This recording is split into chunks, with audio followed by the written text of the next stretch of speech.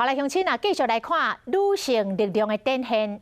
国际妇联3523地区，也就是台北地区，这届的总监是真出名的戏剧的制作人王乾子，伊嘛是台北地区头一个女性的总监。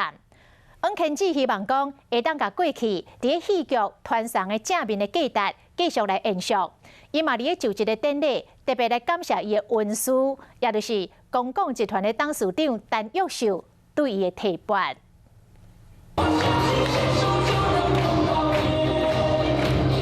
福伦社社员对着轻松节奏，唱出上神的力量。各地福伦社3523地区头一位女总监就任，希望讲会使展现女性力量，就是更加侪妇女的保障措施。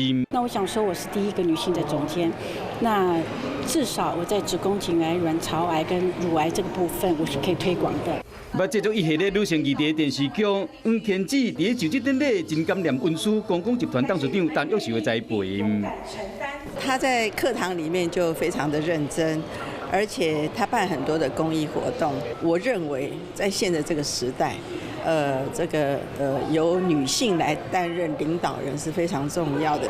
政府的新内阁女性敢若占较无7%，王乾子嘛会有女性朋友加发声。其实付出就是收获，你回头想想，我们得到更多，就是快乐。鼓励女性朋友为家己而快乐，属于女性的坚毅，在做热爱代志的时特别水。